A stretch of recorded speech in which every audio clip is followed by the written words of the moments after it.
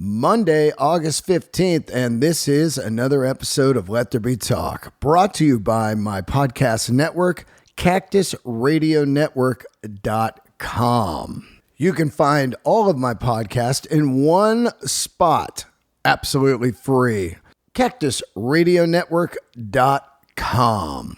Well, it is a great day today here on Let There Be Talk, and hopefully for all of you out there who have been following the show over 11 years now, 660 episodes, sat down many years ago and didn't know what I was doing, just turned on some microphones and tried to find some guests and wrote down a list of dream guests, and at the top of that list was this man, my guest today, Mr. Gene Simmons of KISS. I often say that without KISS and Gene Simmons, who knows what I'd be doing in life. But that magic day that happens to a lot of kids in the 70s, where you first see that KISS album cover, whatever it is, Rock and Roll Over, Alive, Alive 2, Love Gun, any of those album covers, and you saw the four members, especially Gene, the Demon, your brain exploded. It did for me. And I was like, what is that? I need to know. Pre-KISS, I'm just cruising around listening to some Partridge Family and Don McLean, Bye Bye Miss America Pie. Yeah, I liked music, but, I liked other things too until KISS happened. And then it was like, I don't care about anything. I want to play rock and roll. I think I need the bass. I got to get a bass. I got to learn to spit fire. Major impact would be an understatement. An understatement. This man is the reason I've been on stage for 37 years.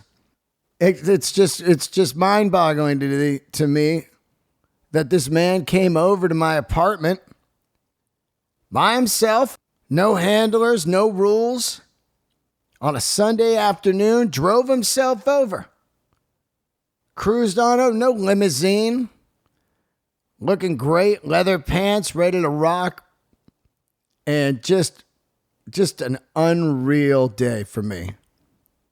And I cannot thank this man enough. I've been trying to get him on the show for years, and I also want to give a shout out to Nick, who I had on years ago. If you are a new listener here, I've had Nick Simmons on, and I've also had the great Paul Stanley. So, shout out to you, Nick. Thank you so much, and the Simmons family for giving up Gene on a Sunday. Such a great day, man. I'm still blown away by it. I've met Gene 5 times. I will tell you this right now. I've met a lot of celebrities and musicians in my time. And, Gene, every time, stops, takes the time, tells great stories, gets you laughing, will take photos. I'm telling you, I went to see KISS right before the lockdown on the End of the Road tour. My buddy Greg and I went. And we went to the Staples. KISS played, unbelievable. Just Gene Simmons just killing it. Just crushing it on the bass, singing, flying, spitting fire, blood. About to be 73 years old next week. And after the show, Nick gets us backstage. Now, this is a man who's played thousands and thousands of gigs. They're coming up on 50-year anniversary. He could have easily got in his car, limo, whatever, and left immediately. But he stayed backstage for over an hour in his outfit and hung out with us and told stories and took pictures. This guy's a gem, man. 73 almost, still seeking out new music. Brain as sharp as a tack, as the old people would say. That guy's brain as sharp as a tack. Super smart, obviously. You don't get to where Gene Simmons is if you're a dummy. He goes out all the time. I saw him at the Comedy Store last week. He loves comedy, which is just great. He's got an amazing family. He didn't raise any morons. The guy wins. Shout out to some new Patreoners. Patreon.com/Dean Delray. Toby Seguin, Jesse Thermos, Leroy Halby, the milkman, old friend Leroy Halby. Haven't seen that guy in probably 35 years. Decibel Geek, thank you. Neil Johnson, Jerry Garner, and Jason Jeffrey. Thanks for joining the Patreon. It really helps the show. Constantly trying to get the show better and better. Been doing some video clips and got some new equipment, just getting the sound better and better and building it. Leave a review, please, on iTunes if you're a new listener. Subscribe to my YouTube and iTunes. Really helps. Takes 1 second. This episode, by the way, is brought to you by BetterHelp. A lot of people out there having some tough times. These are some stressful world times going on right now. Life's full of twists and turns, and I get it, man. I've been peaking with some anxiety recently myself. BetterHelp Online Therapy will help you right away. They will set you up with your own licensed professional therapist in less than 48 hours. I'm telling you, I got friends using this. It's easy. You don't have to go downtown or a doctor's office to go get some therapy. You can get it right on your computer. I'm telling you, you've got to try it out. You're going to get 10% off your first month online therapy at betterhelp.com/Delray. That's BetterHelpDotcom/.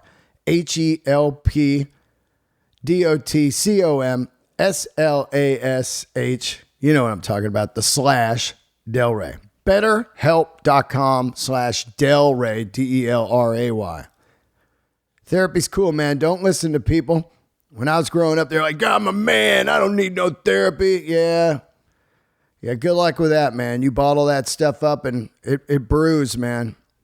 So get some therapy online. BetterHelp.com. Got some shows coming up. DeanDelray.com for merch and tour dates. About to start this Marcus King tour. We're going to be doing 38 dates across America. House of Blues San Diego was just added. Cannot wait for this. Marcus King, myself, and Neil Francis bringing a little rock and comedy tour your way. The Young Blood Tour is coming across America. Beacon Theaters, Ryman's, Tabernacles, Wiltern, Masonic, Crystal Ballroom, all over. Great epic rooms. Get your tickets right away. Also, this was just added. I will be headlining one long set before I leave for 38 days, and you can catch that at the Comedy Store Monday, August 22nd in the Belly Room, 8 p.m. Tickets right now. They're selling fast. Get them. Place only holds 80 people, so come see me run an hour in Los Angeles. Well, I think that's about it. I want to get into this right now, and I want to thank Gene once again for just fucking killing it and being a great human. Coming over to the crib, sitting down with me, this deep into his career for a couple hours. So cool. Thank you, everybody, for tuning in. Enjoy yourselves, and please spread the word about this interview. Spread it across the social medias, the Facebooks, the Twitters, the Instagrams, whatever you can do. Greatly appreciated. The candles are lit for the demon himself right now, Mr. Gene Simmons of KISS.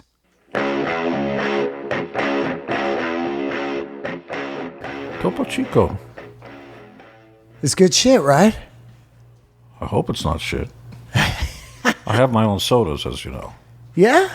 Yeah, if you go to moneybagsodas.com, I own the Moneybag logo, so it's on the things. Also have vodkas. Oh, you have no idea. Ton of stuff. And KISS has quite a few things. We make KISS condoms and KISS caskets. Here it comes. We'll get you coming and we'll get you going. Fucking Gene Simmons is in my apartment right now. Not in that way. Yeah. Mind blown, though. It is? Mind blown. 11 years, been doing the podcast. 650. What is it like? What is it like? I asked first. To do the podcast it's kind of a dream come true because I get to sit down and talk to the people. I only have people on that have inspired me in life. And it's amazing because I get to sit down and talk to people that I absolutely have gotten me to where I am in life. And the number one on that list would be you. Why? It was, I guess, 1977. 1877. Yeah, it could be. It feels like it, right? It feels like it. But I'm in the store, and there it is, Kiss Alive 2. I see the greatest rock photo. Still to this day, I think the greatest rock photo is you on that cover with the blood. I've never seen anything like it. I collect rock photography. I've had all the great photographers on, but that photo was the one. And from there, it's gotten me to where I am now. And it's just mind-blowing to be able to talk to you because that was it. It was either Outlaw Motorcycle Club or construction. That's cool stuff. It is. Motorcycle. Yeah. Oh, hell yeah. It's a culture. I can't believe the dog is under the covers. Oh, yeah. She does full mummy. She'll go full mummy on you. Look. She's just like that. That dog has whittled away the black coal around my heart. For all they know, there's nothing and no one in this apartment who are just making this stuff up. But that's the truth. And I will tell you this. Out of the 600-something episodes, 400 of them or so, I would say, what was it for you? And they would say Kiss. And a matter of fact, Cedric Bixler from an incredible band at the drive-in in the Mars Volta said Kiss is the gateway drug to rock and roll. Well, it's very kind, but we never take any of that stuff seriously. We always point to what came before, because any band, lots of I edit myself because my brain's moving a lot faster than my mouth.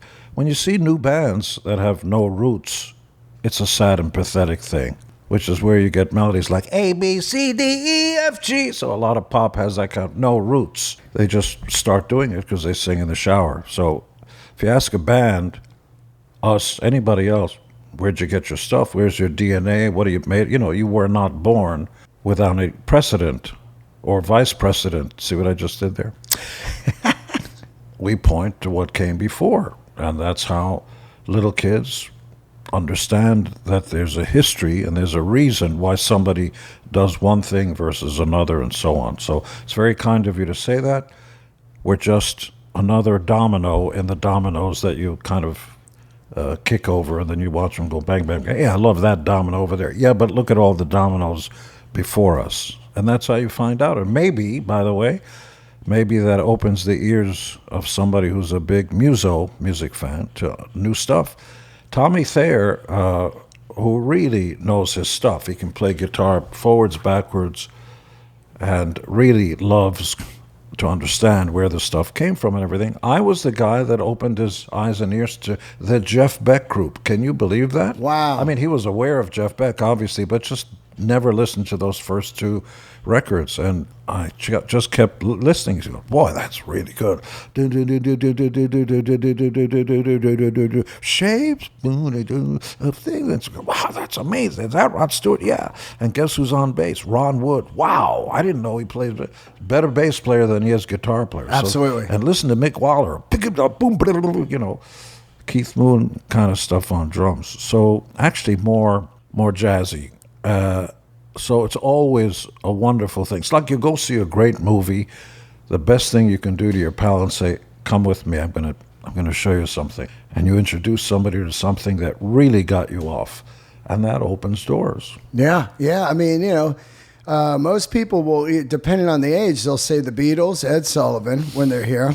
It happened to me. Yeah. Life-changing experience for me. But the first music I heard when I came to these United States, I was born in Israel. I know I don't look Swiss. And I was about 8.5. As a matter of fact, I was 8 before I was 9. See what I did there? That was another one. Holy shit. That's another one. That's unusual to be 8 before you're 9.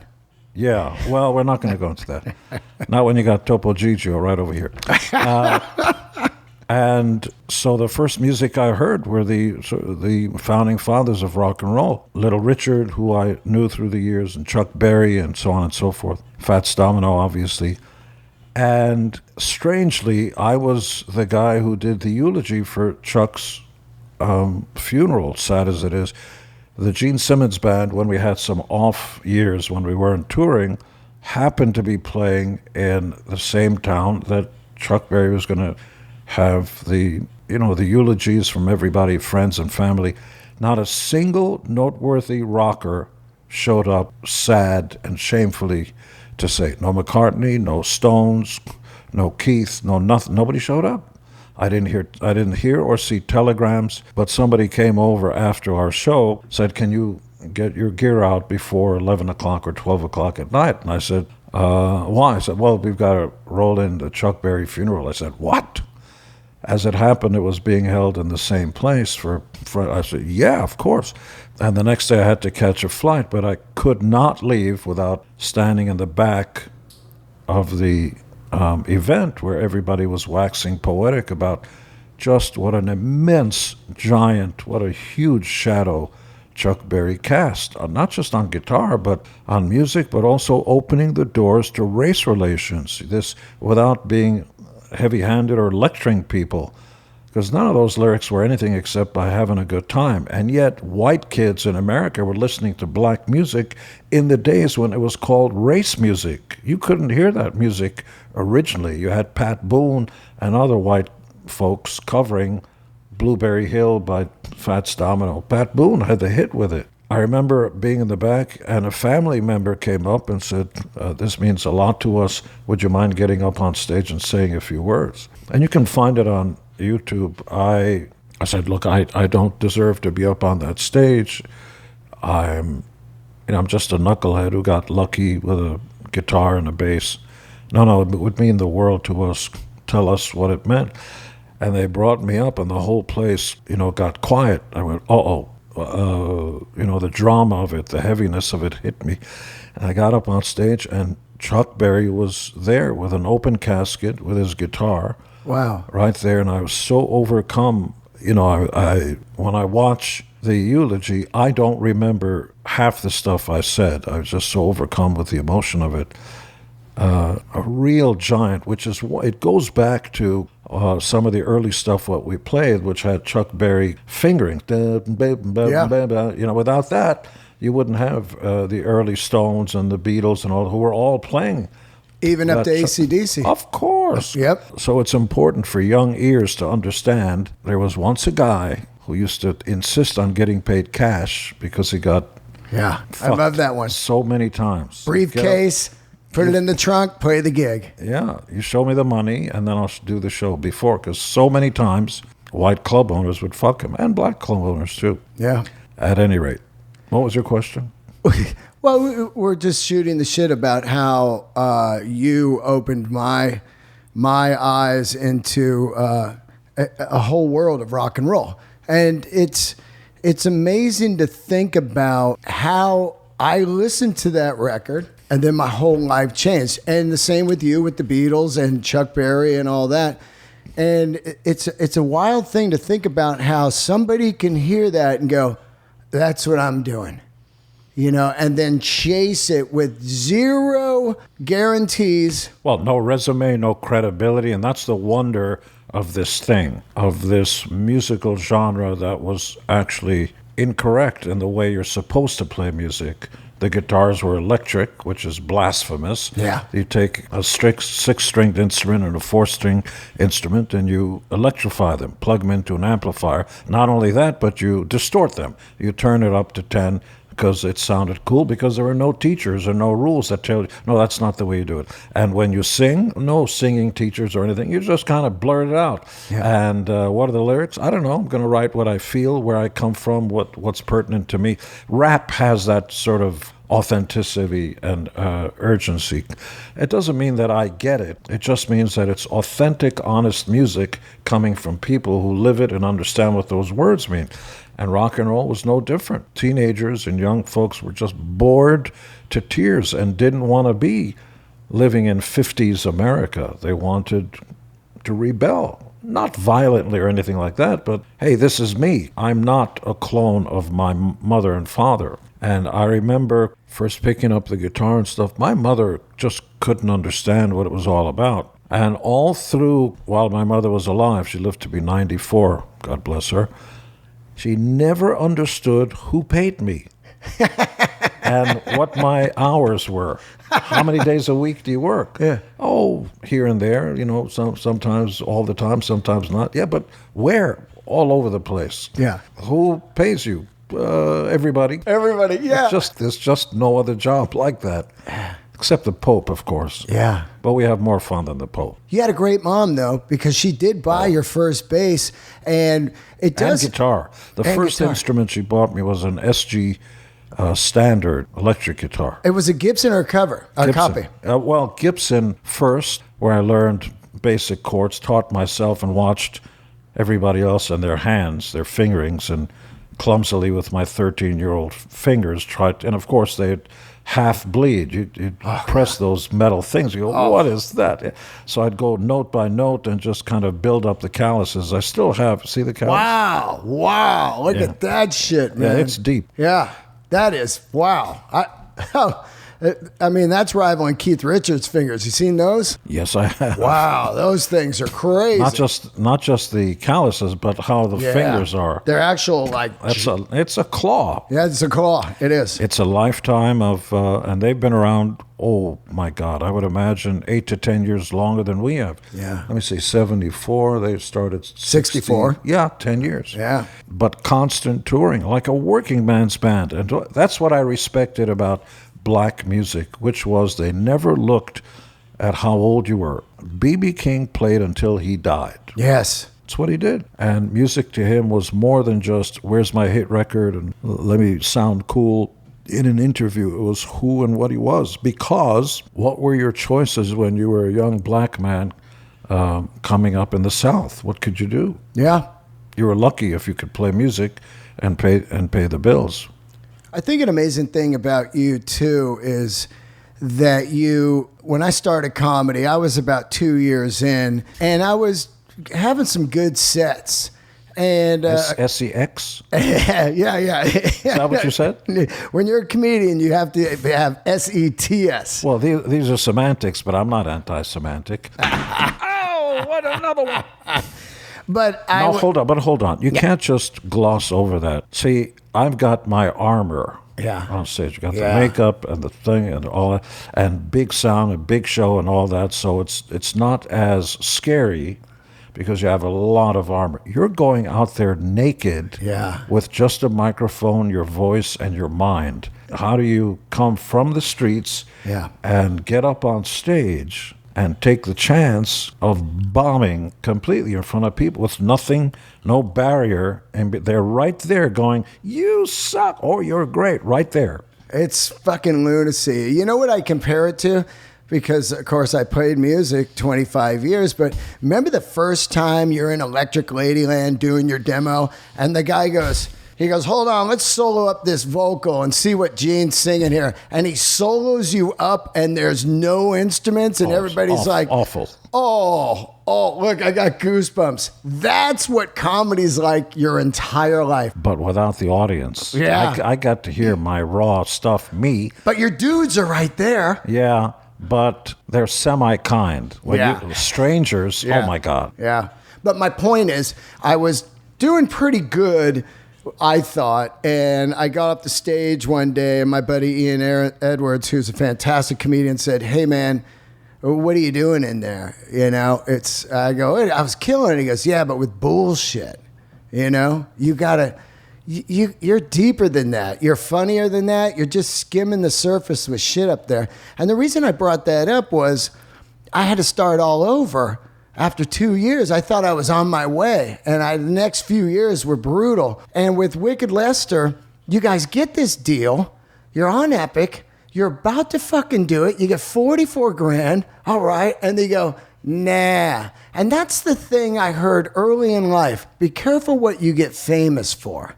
And that's what I was like, these guys are badass. They're going to start all over. You had the golden ticket. You had the deal, and you're ready to go. But the question is, Question is it the one that is a lifetime decision? Are you betting your life on a single, or do you want that all bases hit, home run kind of a thing? Right. If it is, sometimes you've got to take a step back to be able to move forward. And if it's not right, if you don't believe it, I'm guessing it's the same with you. If you don't believe in the material you have getting up on stage, it's just not going to be believable. We had a record fully completed. Epic was happy. Everybody was happy except us. Paul and I looked at each other and went, if we heard this, would we think it was cool? No. Because we were Anglophiles. We loved everything that came out of England, which ironically was their bastardized version of the rock and roll that America invented in the first place, or at least what white people did with black music, which is where it all started from. Zeppelin, Cream, The Who. All the English Stones, bands. yep. But also the more obscure ones, Pretty Things, The Move. Yeah, The Move. Oh. Come on. Yeah, the way, and as a matter of fact, not just the material, but the production and the approach, the way the bass was so high in the mix. And if you listen to Hello Susie, that's double-tracked drums doing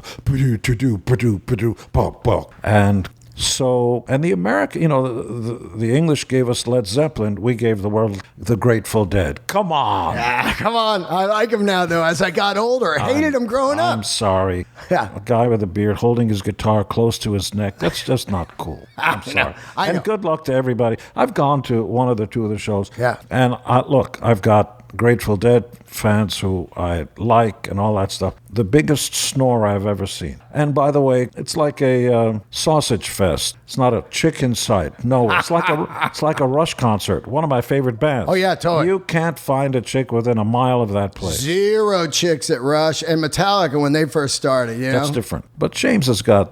He's great. Yeah, he's got the look. He's got the goods. That's one of the greatest bands of all time. Of all time. I grew up with those guys, and I just opened for them on their 40-year anniversary 2 nights doing comedy. It was fucking crazy, Gene. Did they get it? Yeah, but it took a minute, because I got out there and I was like, wait a minute. What's a different culture? Well, these people are from Brazil and Hungary, I speak Hungarian. Yeah. Oh, I know. Can you give me a little? Sure. Anyukám született Magyarországból, és azért én tudok beszélni magyarul. Hogyha egy szép lány jön, azután mondok, jaj, de szép rózsa vagy. You just said you're having a good time on the you're podcast. a funny-looking clown. What the fuck are you doing there? That's exactly what I said. Holy shit, man. Let me ask you, what drives you? I don't think I ever really knew what made you play the bass, because what I started singing was there were a million guitar players. You got it. Yep, they were all great. I loved bass growing up because I loved Lakeside and I loved Bootsy and I loved Duck Dunn and I loved the groove. Very few people know Bootsy was also in James Brown's band. Oh, of course, and his brother. There you go. And that's boot camp. Oh, can you imagine? I love that video. He goes, right here, James is going to find me 2 times, and he's going to tell me on stage. On stage, yep, I saw it. Yeah, so he's sliding over, he goes, you know I got you 2 times. And he's like, damn, he got me for $50. Saw James Brown. It was later on in life, and the band's just kicking it, bang, bang, bang, 3 background singers, and he's just going, yeah! And he's doing all that stuff that Jagger would be biting his nails in when James Brown opened for the Stones. They had to go on afterwards. Yeah. Forget it. And he stops the show about 15 minutes in. Motherfuckers! And he turns to gets off the mic, and you can hear him off mic screaming at his band. Whoa. You motherfuckers! It's the James Brown show. You're not going to... I'm not doing an imitation. I'm just giving you the sense of it. Right. This is my show. You're not going to do that. If you can't play, get the fuck off my stage. Whoa. And everybody went off stage. Whoa. And he just walked off, too, without explaining anything. And people don't know what to do. We're all looking around. About 15 minutes in, they all walk in like they're going to a funeral. And he turns around and he goes like this, counts it off, and they were better. Wow. Everybody is just digging into it. You can see it on their faces, committed to the thing. Yeah. That's what you got to do. You got to be up on that stage because it's got to be important. If not, get off the stage. He's right. You know who else was like that? Buddy Rich. Buddy Rich. Wow. I know his daughter, and she'd tell me stories all the time. As a matter of fact, she's in a band, Kathy Rich, and she'd tell horror stories about how there's a famous tape of Buddy Rich on the tour bus just ripping his band to pieces. Motherfucker, you call yourself a musician? And by the way, Buddy Rich could not read or write music. No shit. He played totally by ear. Wow. So the young people who are listening to this stuff, you've got to look up Buddy Rich. You got to find out about James Brown. You got to find out who's important and learn. It's so true. When you decide on the bass, because I think one of the greatest things about you, and I never hear people talk about it, and this is the truth, is how fucking great of a bass player you are. We were just at the Staples before the lockdown, and we saw that show. Which, by the way, that fucking stage was mind-boggling. But I was dead front row. Nick gave me a pass, and I was... My son. Yeah, and I was right next to Ross Halfin. That's how close I was. And I'm listening to your fucking runs, man. And the tone is impeccable. The playing is impeccable. And the riffs and the runs are super original.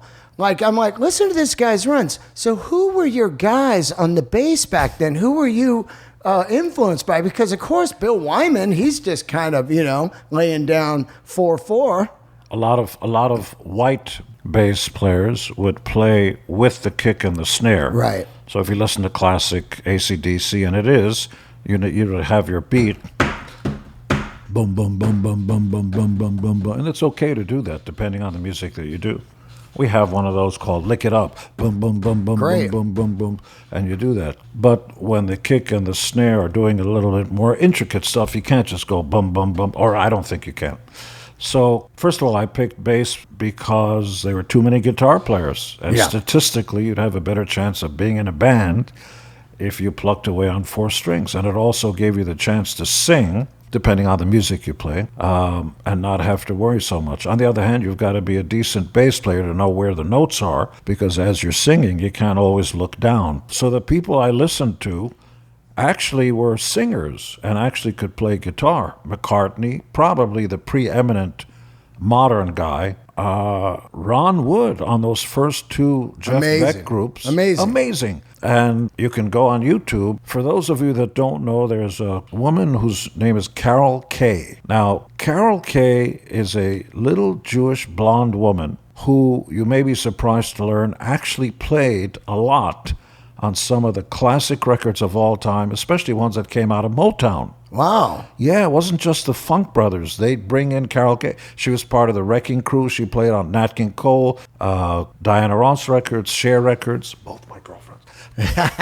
So if you hear the beat goes on, they'd run down the song and boom, boom, boom, boom, boom, boom, boom, boom. That's Carol Kay who says, wait a minute, I think you should do this riff. They liked it so much, it became the backbone of the song, and she played on the most classic R&B records. So she happened to be in the same studio I was doing the narration for a song that a guy named Michael Wiener, when he was first starting out, put out that became the staple backbone, the most sampled riff in all of hip-hop. Wow. It came from a song called Apache by the Bongo Doodah Band, something like that. He wasn't a musician, he just liked the beat. And you can Google and schmoogle that. Press lots of buttons, you'll get there.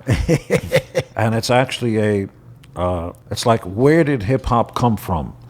It's wrong if you say blues and jazz. No, it actually came from a white Jewish novelty song where the rhythm came, and that's became the most sampled thing. So I'm there to do the narration because Wiener also had a publishing company and they put out Simmons Books, my book imprint. And I'm backstage and Carol Kay was there. Wow. And I told her, you don't understand how much this means to me. And she's got her bass and she's just always playing. And she's a smaller woman. I mean, physically, not a large, and her fingers don't really stretch all that far. How did you do this and how did you do? And she's bumping. And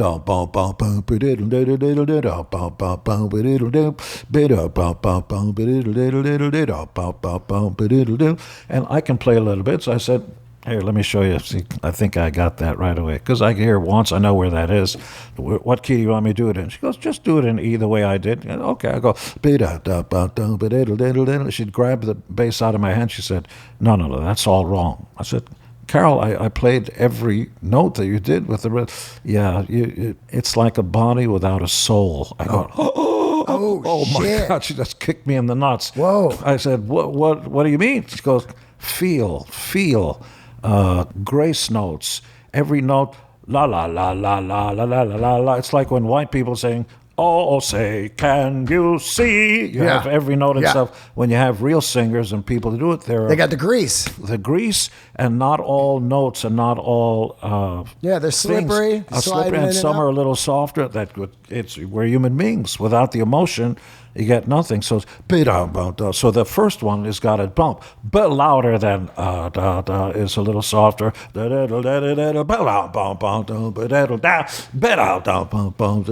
So she was doing that. I just listened to the surface, and you can see it on the video when you YouTube it. I am being schooled by a human being, as it happened, a woman much smaller than I am. You're playing the technical part, but without any of the street feel and the years. Yeah, without knowing. It's like Hollywood actors who do Shakespeare for the first time. No, you're not. It's like people also that do comedy. You know, they know their act and everything, but it's like robotic, and they're not engaged with the people or anything. They're just doing an act. I'm so curious about that whole process. It's so hard, Gene. It's so hard, you know? It's the hardest. Because it's like... There's nothing to fall back on. There's just no guys up there. It's just you. It's just you. It's very brave. It's crazy. When you first decide to play bass, one thing I noticed about bass, there were great guitars. There were great amps. You had the Marshall. But bass, it was really limited. You had either a jazz or a P bass and an SVT. And everything else seemed to be really garbage in the bass world.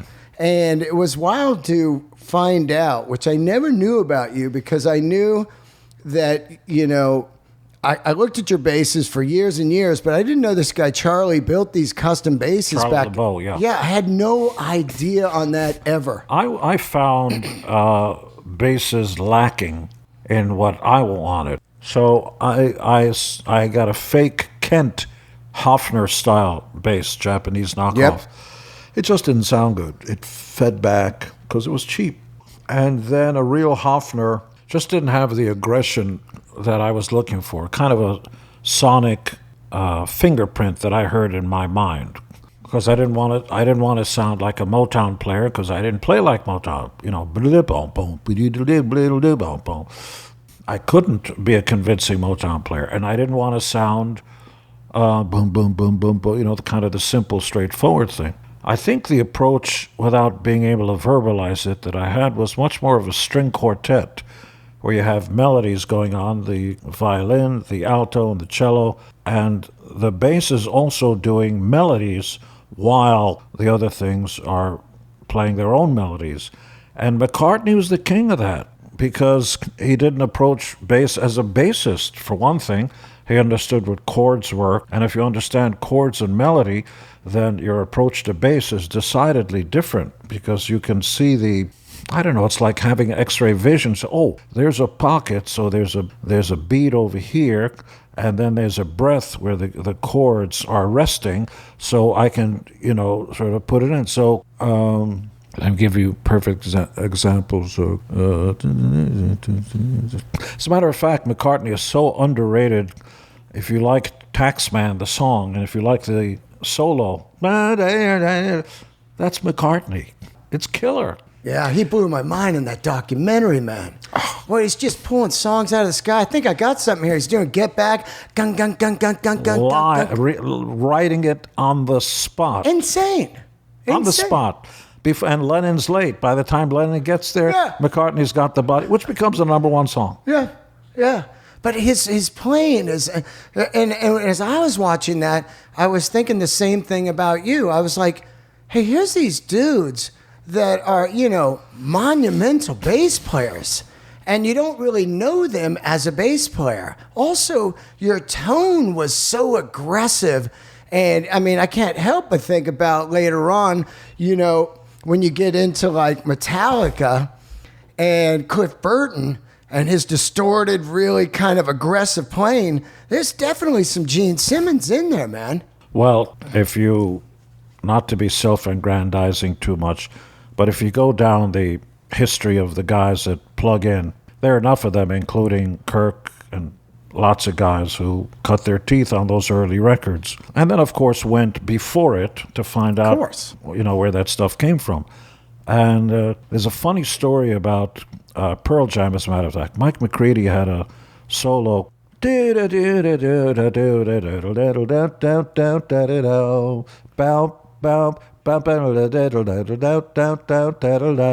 is note for note what Ace Frehley did on, might have been She, a song I wrote a long time ago. What a great song. However, it doesn't begin and end with us. Ace took it from the Doors. Yeah. That's where that solo came from. Yeah. And if you like Jimmy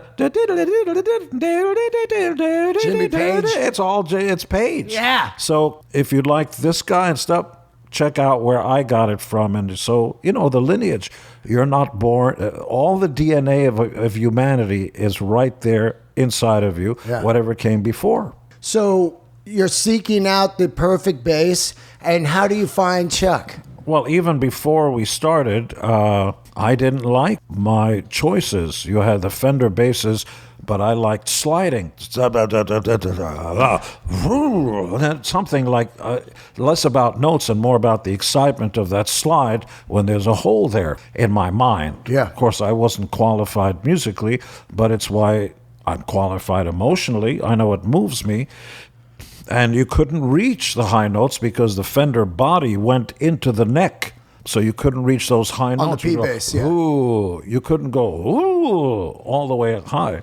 And if you wanted to do the octave and a half above on the low E, you couldn't reach it. You'd have to go almost like finger tap on top of the body. So I found a guy named Charlie LeBeau who was actually making guitars by hand. Was he in New York? Yes. Wow. About 40-something Street, like 12th Avenue, as I recall. And he was one of those, you know, little, what I consider the craftsmen. There was a shoe guy, an Italian shoe guy, who never looked in my neighborhood, who never looked at the time of the clock.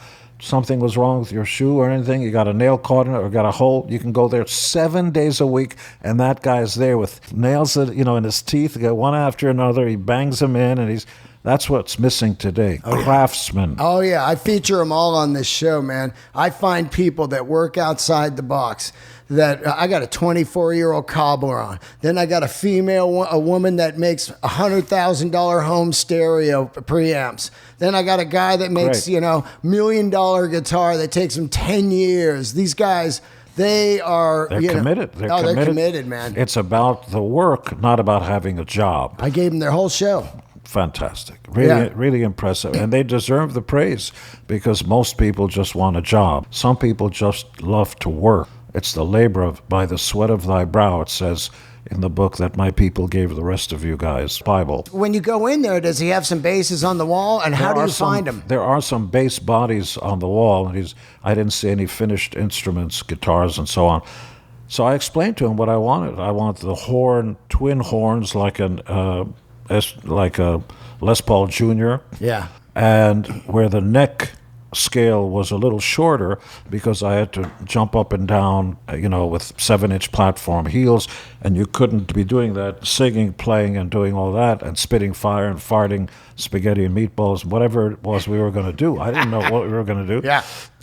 So the instrument had to be light enough, but still kick-ass enough, and that meant a solid piece of wood because a lot of that is like the thing you push off of.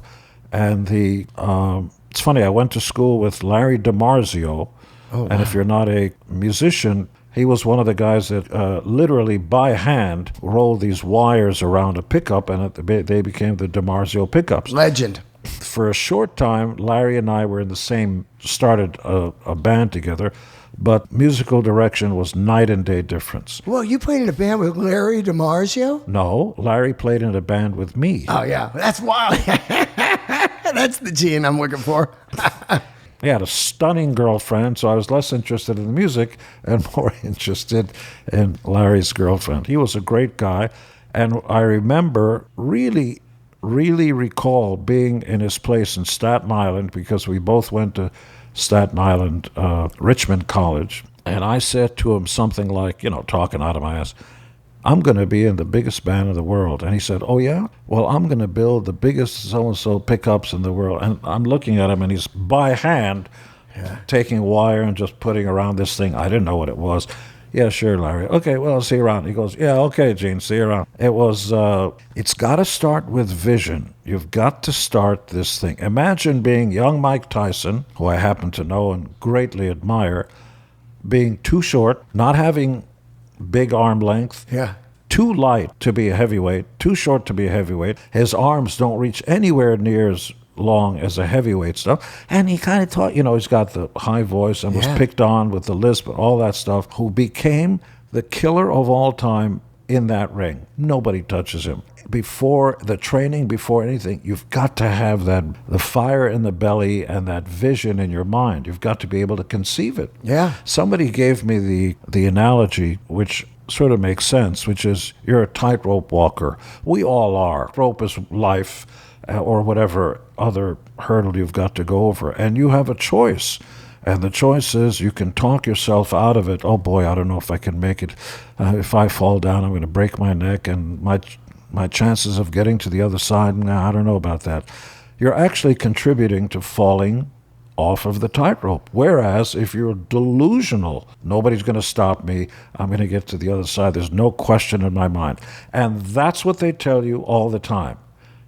Before you get in that ring, before you get into life, talk, I can do this. You've heard this before. Oh, yeah. It works. It does. Works over and over and over again. I was 44 when I started comedy. Everyone said, get out of here, dude. You're too old. 44? I walked on the Comedy Store patio. They were hazing the shit out of me. You can't do it. You're too old. You missed it. I'm like, no, I didn't. I'm going to do this. And I just kept going and going. Coming from people who had never done it. Right. You're so right. And coming from people that were afraid and gave up on their dreams. And why would they say this to you instead of encouraging you that, do it? I don't know. Good luck. Yeah. So you get the custom bass. Now you got to seek out tone. Your tone is incredible. When I first started seeing you, you were using the Sun amps back on the Dynasty era.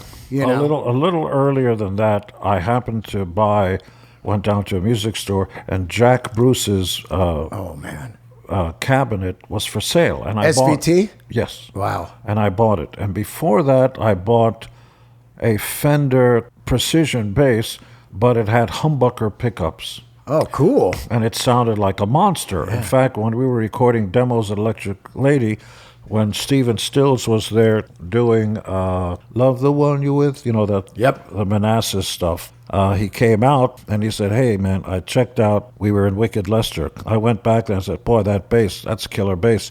Can I borrow it? I said, sure, here, borrow it. So he went and laid down a track might have been on Love the One You're With. Wow. And came back out, hey man, I want to buy this thing. I paid $150 for it in a pawn shop because it was a, quote, damaged instrument. It didn't have the original parts, but it was better. And he said, I'll buy it from you. And I thought I was a smart ass, and I said, oh yeah? $300, double it. He goes, okay. So he pulled out a wad of hundreds and just rolled off the 300. I went, wow, $300. Yeah. And who knows, he may have that bass. I told Stephen about that many, many years later. He goes, yeah, I remember that bass, killer. And so I didn't have a bass then, so I had to go and figure out, well, what am I going to play? And that's when I heard about this guy, LeBeau, and he made the bass that I wanted to make, and I played that thing until literally it broke in my hands. There was a guy about a year and a half into our touring, and we're doing 6 days a week, show, sometimes 2 shows a day, back-breaking, getting into station wagons, traveling through the night. You're exhausted, but there were chicks. And there was a guy that was throwing pennies on the stage, and one of them hit me, and I didn't care. I flew off the stage with my heels and everything. Thank God I didn't break my back, and landed on the metal divider, between the audience, because he was right in the front. Right. And I clocked, and I got him. I grabbed the guy. My bass was, and the thing that stopped me was my bass hit that metal thing, and the neck broke in half. But I got the guy, and I clocked him good, and he went down. But that was the end of that bass. And then Spectre. Yeah, we were at Record Plant, and I was renting basses. We were putting down tracks for, I don't know, third record, something like that. And this guy, one of the guys in the studio walks in and said, "Hey, there's a guy outside. He wants to talk to you. He's got a bass for you." Well, what's his name? Stu Spector. Okay, that's a cool name. And he comes in, Stu Spector comes in, and he said, "I made a bass for you. It's the very first Spector bass." Wow. I said, "What do you mean it's the first?" "Well, I'm going to make basses." "Really?" So that was the first, and it sounded great. Solid body, totally exposed neck, and I played that forever. Then Gibson started throwing free basses at me, the grabbers and the rippers and all that. Yeah. And I go, "Oh, free. Oh, I like that." How did you guess I was Jewish? The great Jewish dilemma is free pork. Oh, my God. I like free. Yeah, who doesn't? And I played those for a while, but it wasn't too long before. I'm curious. I ask questions all the time. I noticed that guitar players call their instruments axe. Yeah. All the way back to the jazz days. And I was wondering if anybody ever designed and tried to own the body type of a guitar or bass that looks like an axe. So I literally sat down freehand and designed the axe and tried to trademark it. Well, not only was it trademarked, but it also qualified as an invention. Wow. It's the only musical instrument besides the Moog, which is an electronic instrument, that qualifies as an invention as well as a trademark. People will tell you they can go and buy a Schecter guitar or something that's very similar to Fender's, because the original guitar players and companies didn't think of trademarking their body types. Crazy, right? Isn't that nuts? It's crazy. Yeah, so I've got two basses that are also guitars, the Axe as well as the Punisher, and both are trademarked as well as the body types. So if you try to rip off the body style or the headstock or any of that, your firstborn is mine. I remember when Kramer came out with it. And I went down to Guitar Center in San Francisco. Yep. I was probably 13. They had the Kramer bass and the guitar, the Axe guitar. And I said, I've got to own that guitar. So I got a job at Foster Freeze, flipping burgers all summer at $3.35 an hour. Wow. I got to get this guitar. That's the only thing I'm doing. And at the end of the summer, I had like $100 because you made no money. $3.35 an hour. I rode the bus an hour to the job and a bus home, and I never got it. And I was just so bummed. I wanted that thing, man. It was unreal. But I just remember there they were in Guitar Center. Kramer made them, and it had the V metal headstock, and they were just insane. And, I was obsessed with it because I saw you on the Dynasty tour playing the Axe bass. And I was like, I've got to get that. I have not seen any of the guitars really around. They sell out right away. We make a limited amount. Yeah. They sell out right away. But if you go to Gene Simmons Axe. Yeah, I saw that. I saw that last night. Punishers and the Axes come in all kinds of fully studded or different colors. You can take a photo of you and your family. It could be on the body. I saw that. All kinds of fun stuff. And the double neck Punisher is coming, which is guitar and bass. Oh, shit. And that's going to be out shortly. But I also recently made a deal with Gibson. Yeah. Cesar? Cesar, yep. A joint venture of sorts called G squared. G with a little 2 on top, which goes for Gibson and Gene. The various basses. Thunderbird shaped? Thunderbirds, yeah. Yeah. Slightly different, but pretty much. Yeah. This is some of the stuff that I asked myself my entire life. First one is, I saw you at the Comedy Store a couple nights ago. And I didn't do a set. I was in the audience. Yeah. But, one day you will get on stage. Not a chance. Yeah. I'm not as brave as you are. Not on your life. It's funny to think about, you were in the room, you're wearing a mask. We've been in this COVID situation for 3 years. And as I took a picture with you, and I looked at the photo that night, and it hit me. I go, this is what a photo would have looked like with Gene back in 70, up until, when you take the makeup off with JJ on MTV. This is what a photo would have looked like with Gene. You're wearing a mask. Nobody really knows. And my thought on this for the years and years and years was, how did you get everyone on board, bus drivers, the roadies, the people working at the arenas, anybody always around? Because now, over the years, there's been Polaroids that have surfaced, and there's all kinds of... How did you control that, actually? Because nothing except that Inquirer and the Cream magazine thing. First, it was a different time, and, right. And second, everybody was paid well. Yeah, so if the people got a photo, I know that you would pay them and get it back, right? And then the crew, there were no disgruntled guys and nothing. It was insane. They were proud. The road crew was so dedicated. Even now, there's pride that comes into it.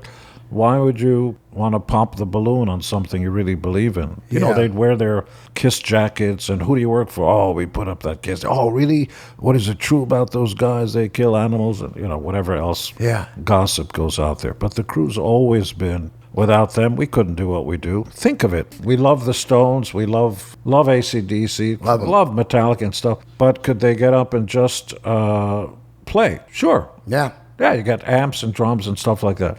Can we get up and do it? Yeah, but it ain't the same. The show has so much to do with who and what we are, our DNA, that the crew has much more responsibility than other crews. By the way, as we're doing cues, musical cues, they're doing the techno cues to get the bombs right and the pyro and all that. And it's got to be spot on. You step in the wrong place, it's not a good idea. Yeah. And when they hoist me 50 feet above, it's got to work. My God. Every time. Yeah, it's wild to think about you being 72. I saw you at 70 years old. Oh, this month I'm 73. Oh, man. In about 2.5, 3 weeks. Wow, happy birthday, dude. Amazing. I'll tell you what, man, and we don't need to get into any Ace and Peter shit because that is... You can. Huh? You can, of course you can. I'm so proud and so lucky and blessed to have met Paul and Ace and Peter. Without them, I wouldn't be here. I'd be asking the next person in line, would you like fries with that? Yeah. And that's not even like a funny joke. But ye reap what ye shall sow. How many chances do you get in life? The first time I stuck my hand in fire, I got burned. The very first time. It could be an accident or you can do it on purpose. So drugs and alcohol, you can't say, I didn't know about that. Sure you did. Everybody knows exactly the same thing. So if you get kicked out or asked nicely to leave a band because of substance abuse where you can't do your job and everything, the first time you can almost excuse it. Almost. I was an idiot. I was young. I do that. How do you get asked to leave the band 3 different times over 3 decades? How do you do that? You get to sleep in the bed you make. And love Ace and Peter to this day, but also you don't want to lie to yourself and the fans. The only reason they're not in the band, and we're in and out of the band so many times, is because of themselves.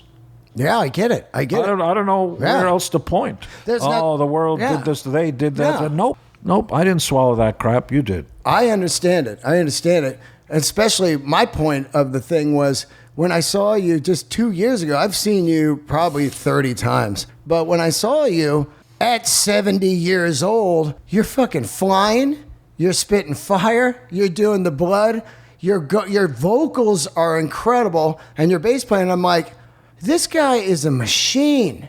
It was so unreal to see that you're still doing... You could have easily been like, look, you had to see KISS in the 70s to see me spit fire. That shit's crazy now. I got kids. I'm older. I'm not spitting fire. I'm not flying 50 feet in the air. I mean, on that last tour, when the fucking pod kind of tilted. Oh, I know. And you were on it, and I'm like, holy shit, man. He could fall off there. Zero fear, man. It's crazy. Let me ask you about the blood when you first do the blood and the tablets and stuff, the things, No tablets. what is it? Is it just in your mouth? Always. I thought it was like No. I thought it was like capsules in your mouth. No. It's interesting what people think if they don't see you put something in. Right. So when it comes out, it must have been. No, it's when people look over here and you take a swig.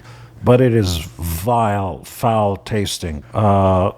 Eggs, it's better if it's a little rotten. Right. Ooh. So it's been there. You don't worry about refrigeration. Yogurt, molasses. Whoa. Coloring stuff. It's vile. The molasses mixing with the egg, and you can, yeah. Well, looking at it now, in the last 10 years, I think it's better now. It's more crazier looking than it was in the 70s. So over the years, were you changing stuff or were you talking to people? And where did you get the original formula? Don't you change things as you go? Of course. But I wanted to know, like originally, Gene's going to spit blood. You go down to a theater store? For no reason whatsoever. For no reason except that I wanted to connect to my childhood. I'd been a huge fan, and still am, of the original Universal monster movies, vampires, Frankenstein, all that. I'll tell you more than you'd ever want to know. Jack Pierce did the makeup, Todd Browning directed, and all this mine. Bela Blasco, born Bela Lugosi. Oh, yeah. In fact, I had the rights to his life story from his son, Bela Lugosi Jr. Yeah, tried to make it, but the studios never heard of Bela Lugosi, if you can imagine. That's insane. Of course, because they're, graduates of UCLA film school and never did anything and they didn't know the stuff. At any rate, when you first decide to spit blood, how do you find the formula? Do you go to a theater shop? Well, I remember seeing Christopher Lee in the color version of Dracula from Hammer Films, and there's a scene where he, very sexy, takes the woman down off frame, and then when he brings his head up, you can see his teeth and his mouth and the blood dripping down. And I was a kid, and I went, oh! You don't see him actually pierce her neck. So it was both sexy, and I went, oh, he's, he took the female down because he's like cool. And then when he brings his face up, it becomes like animal, the primal thing. And for no reason in the world, I thought, yeah, that should be in the show. Just stop everything. No music, no nothing, just me in there. I'm going to throw up blood. And everybody, of course, thought I was out of my mind. Because even though we have roots, something came before us, I couldn't point to any guy on stage who said, yeah, I'm doing this because, screaming Lord Such and before, right. You don't know. Yeah, you couldn't point to anybody. Screaming Jay Hawkins, nope. Jumping Gene Simmons, that was a real guy. Really? He had a hit called Haunted House by Jumpin' Gene Simmons. Come on, bring it up. Really? Yeah. You'd know it, too. Jumpin' Gene Simmons, Haunted House. Yeah. I did not name myself after him. Jumpin' Gene Simmons. Haunted House, there it is. Play it. Okay, here we go. Of course, you got to press tons of buttons. Oh, got the goddamn man. It's okay. Yep, here we go. 3, 2, 1, boom. I just moved in my new house today. Moving was hard, but I got squared away. Bells started ringing, the chain ran loud. You out moved in a haunted house. That's great. It says Gene Simmons, not the Kiss guy, had a number 11 hit in 1964 with the novelty Haunted House. God, I never knew that. That's what I'm here for. So where do you go to get the formula of the blood? Where do you go to a theater? We went to the kitchen. Went to the kitchen? It was eggs and stuff. And but how do you know stuff. that? You don't. Trial and error. And then decided that we went down to a Woolworths, which was like a Walmart of the time. I know. And there was a place for the kids, food coloring, because kids like that and stuff. And I used to go there all the time. I was one of those guys that would buy the plastic ice cubes with the fly in it? Flies in it. Remember the old hand buzzer? Of course. Yeah, but how about stinky gum? Stinky gum? Oh, yeah. Like gum? Garlic gum? Or how about the black trap? mouth? How about the trap gum? Yeah. You reach for the gum. Oh, yeah. And the metal thing would just trap you there. My buddy had one. It was a book on his coffee table, and it said like naked ladies. You pick it up and it shocked the fuck out of you. Of course. Dude, I mean bad, like, oh my God. We need more of that. Yeah, Ace style on the fucking handrail when he's coming down on Kiss Live too. He was almost fried on stage, before things were safer. Yeah, man. I mean, I look back at all that stuff. I talked to Paul, and I still can't even understand how four guys decided to put makeup on and they could paint it on good. Because I tried many Halloweens to paint Gene, and I was just shit. It just looked bad, It's weird to think. It's hard. No stencils, nothing. No, we've never had stencils. It's hard, except that you do have a template, kind of a thing. Your nose is kind of in the middle. Yeah. You're separated in thirds by your eyebrow, your nose, your mouth. And all you got to do, I don't want to say all you got to do, because it's not easy. You go down straight on one side, copy that line on the other side, and then whatever you do on one side, you've got to be able to freehand. And as you know, left hand and right hand are tough. That's terrible. Yeah, it's not so easy. hard. As a matter of fact, Paul originally had 2 stars on his face, but he couldn't get the other star to look right. One would always be cockamamie. And so he settled on one. God, man, it's. I just had to ask those questions because I mean, I watched Kisstory and it was fantastic.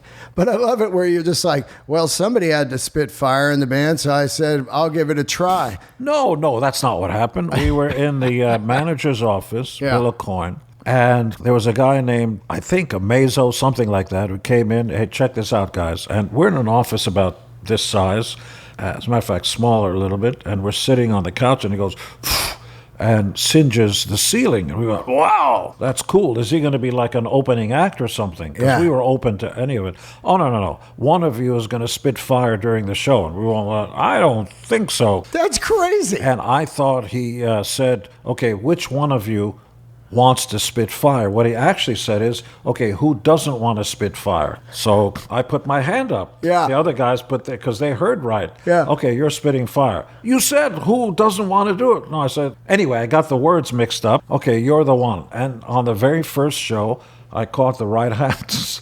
It's on. I know. I've seen it. YouTube. Yeah. But when you first do it, do you go outside and try it? I mean, because I remember guys when I was in junior high, they get a Bic lighter and they fill their mouth up with butane and go, but this is doesn't turn out usually well, does it? No, never. No, These no, guys, no. yeah. Fucking, they're always fucking. But this is full on gasoline. Yeah. Right? That's right. And the first time you do it, are you scared out of your mind? Of course. Because what can you point at? Who's... I have to tell you a crazy story. So we're doing the very first show. We're 4th on the bill on a real concert stage. It's Blue Oyster Cult headlining, New Year's Eve, Iggy Pop opening. Wow. Another band called Teenage Lust, which is a New York band. I don't know. And we were opening a month before the record came out. Right. Nobody really knew who we were. So we get out there and we had the flash pods. We actually had the levitating drums that only went up 6 feet. Yeah. Because guys are in the back. Cranking it? Cranking it, yeah. And we had bombs and everything.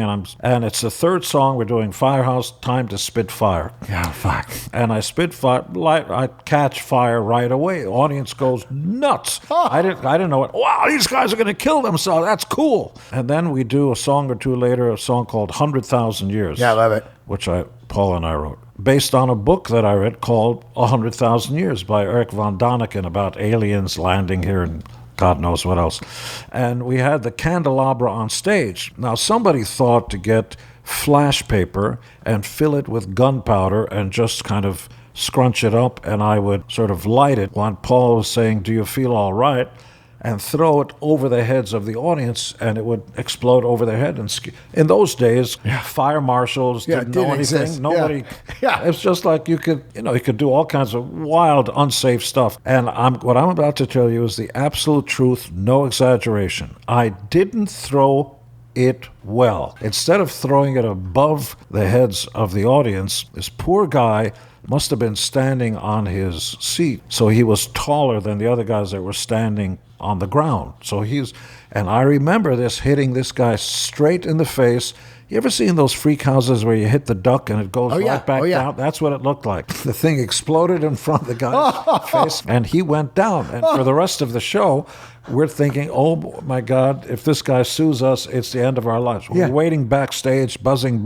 Oh, my God, I hope that guy's okay. The manager says, hope he's okay. I hope he doesn't sue us because this guy it exploded in front of his face. And I swear to you, who's that? Door opens up, and this guy looked like the Incredible Melting Man. This guy, the top of his forehead was melted over his right or left eye. Oh, no. But he must have been so high that he didn't feel the pain, and he said, "That's the best man I ever saw in my life." Like a melted face. Oh, he was His skin, his thing was there was blood and all kinds of stuff, and he's just going, "Wow, man, can I have your autograph?"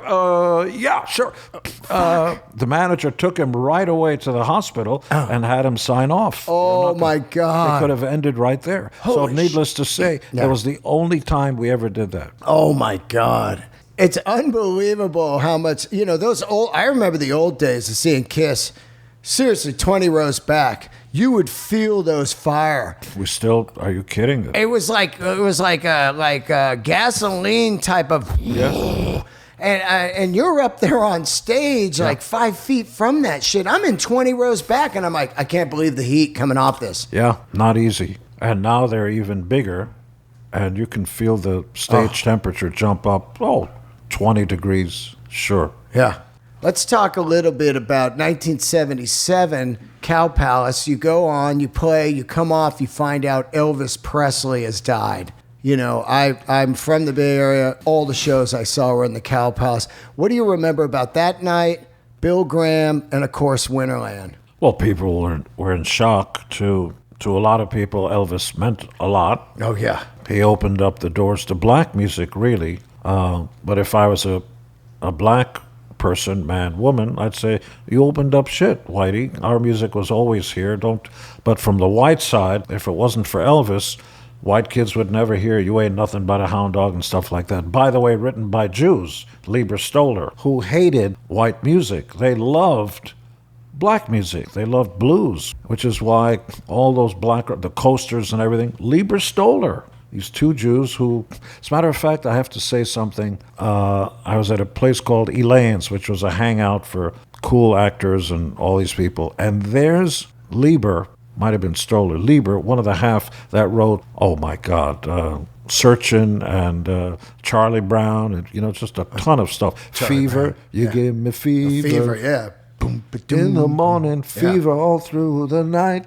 Fever. Fever. Sure, all that. With just a bass. Yeah, that's it. And Peggy Lee going, that's the whole song. And a groove, man. Unbelievable.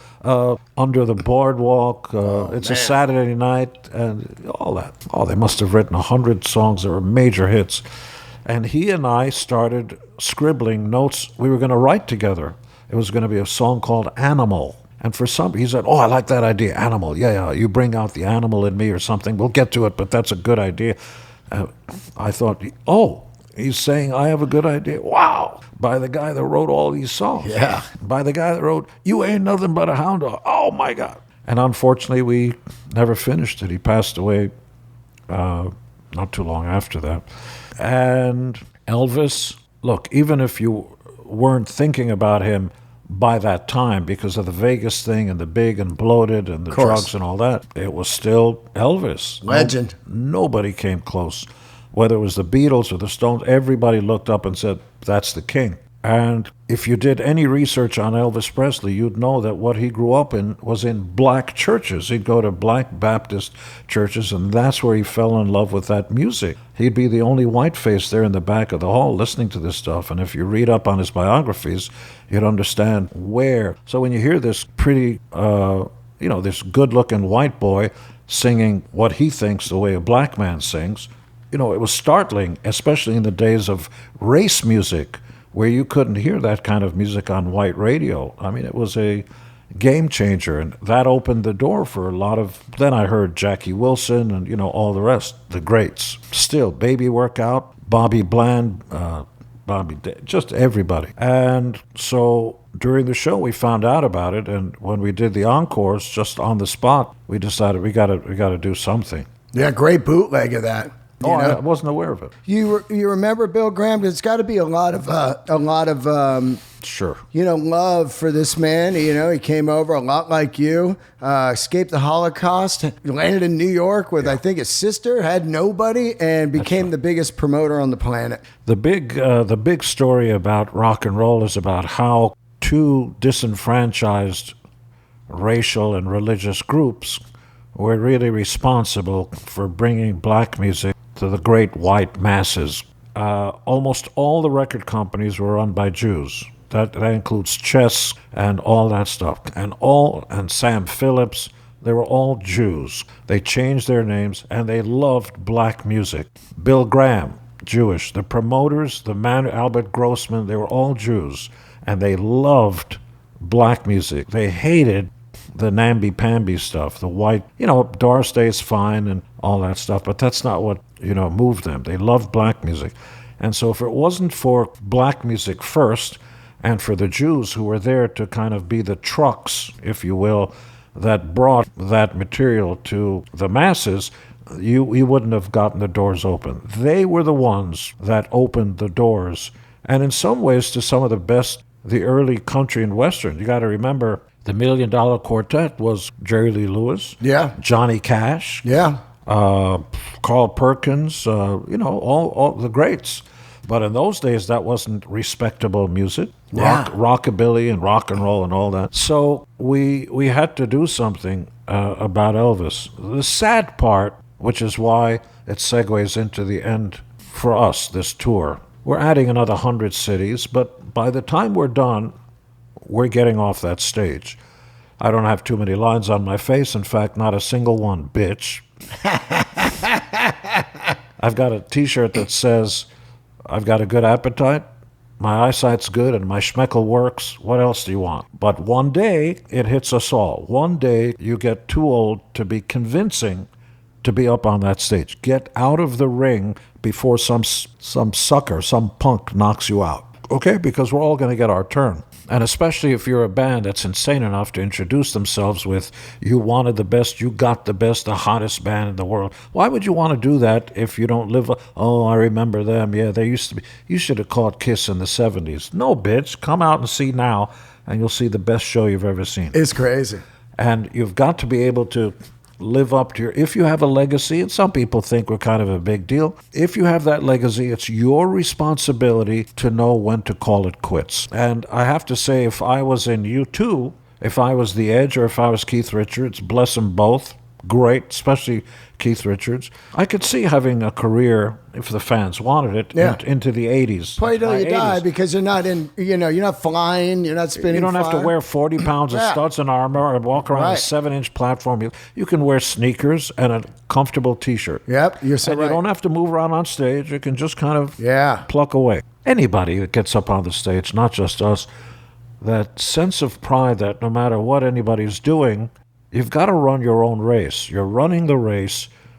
Don't spend the time or the energy to look over your shoulder to see what everybody else is doing. Just look straight forward and be the best that you can be. And if you're lucky enough to have my life, never having been drunk or high, knowingly, obviously when you go to a dentist's office, he'll fuck you up the ass while you're out. That's another story. And he's got laughing gas or whatever. No cigarettes, nothing, which is why you can be 73 and not have your hands shake. But I always feel so bad for anybody that's made bad choices in your life, because you're not getting away with it. No, you're getting it on the back end. It's just it's like staying in the sun too long. Oh, my skin's fine. You have no idea. Just wait a few years. Yeah. It all comes back. So bad decisions, and I blame rockers and rappers especially for not speaking up about that, because it's not cool. Yeah. Sex, drugs, rock and roll, I got high, kickstart my heart, and I got heroin and all that stuff. Okay, so you survived it, so say it. I was a jackass. I was a moron. Don't do it.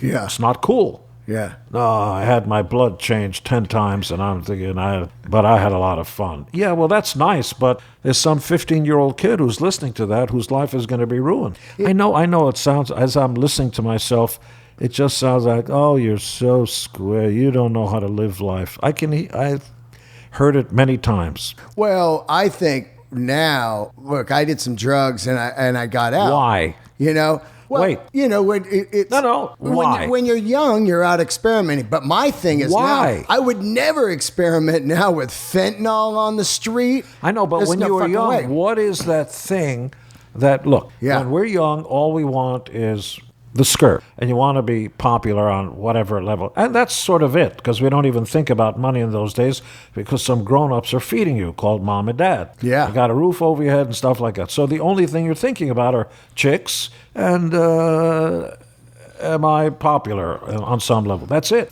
So what is that thing that makes you turn to self-destructive stuff? Well, I think it's just you see these guys and it's, you want to try everything before you go out. No, you don't. I did. I was No, like, I want to try everything. No, you don't want to try everything because you're not going to shoot yourself just to see No, what it feels I'm not like. going to try Well, that. how do I know it's going to? I've never experienced it. Well, the idea that you've never experienced, how do you know you've never experienced it? You don't have to experience shooting yourself to know that it's not good for you. You knew before you did it that it wasn't good. I got out. It wasn't going to make you richer. You're not going to get better looking. Your schmeckle's not going to get bigger. There is nothing in it, and it costs money. Yeah. And if you drink enough, you're going to throw up on the girl's shoes. Your schmeckle won't work, and you'll wake up the next day poorer with a headache. There is no upside. By the way, I would understand. Okay, makes you richer, and your dick is twice as big and twice as thick. Okay, let me look into this. Yeah. But none of that happens. You've got a Bill Burr cackle, you know. Oh, man, he's one of my best friends. Oh, yeah, we toured. We're out on an arena tour right now. He is. I'm opening Kicking for him. It's unreal. Just arena comedy. Were you hanging at the Comedy Store in the 80s? sure. Yeah, Kinnison and those guys? In the 1880s. 1880s. But were you around Kinnison and them? Everybody, sure. Tell a quick Andy Kaufman story. Oh, awesome. Roger Taylor, a few of us went to see Andy Kaufman. Yeah. And, of course, we see the opening. Hey, Tony, fucker, you know. Oh, yeah, everybody, yeah. Everybody gets upset, has no idea, and there's a fight on stage. Yeah. Zamuda jumps up on stage, and they're rolling around on stage. And we're looking around like, that's crazy. Who is this guy? And then Andy Kaufman, hello, you know, and he's doing all that stuff. Here I come to save the day. Great. He does all that, and we're laughing our heads off. And everybody can't wait to see him backstage. So we go backstage, and Roger's over here and stuff, and Andy Kaufman is right where it's very close backstage. There's not a lot of room at the comedy club. And everybody's close like this. And I've got my head turned, and somebody said, hey, Gene, Andy wants to say hello. And I turn, and Andy's about here, this close. Wow. I'm going, wow, Andy Kaufman, how are you? And I'm such a big fan. He goes, oh, I'm such a big fan of yours, in a regular voice. You know, so it's a little taken aback because you see, hello, Kaka, where I come from, something. And I reach out to shake his hand, and I think I'm holding his arm because we're too close and you can't put, so I go further down, you know, to reach the thing, but there's no fingers. It's just kind of like a round, and I look down and it's a cock. Oh, what? No. That's a plastic cock with veins and everything. And I'm, and he's just holding up the, He's just got a dick hand? yes, he's got a huge one with the head of the cock like this with veins and everything. Wow. And he's just, yeah. Wow, man. And that was at the Comedy Store? Yeah. God, isn't that place the fucking Mecca? That's where I saw you. I know, that's it. You know, I first met you on the Revenge Tour. I booked the Stone in San Francisco, and I had you there. Me and my buddy, Jimmy Arsenault, we booked the Stone. We were kids, and we were booking the talent because we were the guys on the street that knew the music. So we had Kiss coming, and it was so fucking mind-boggling.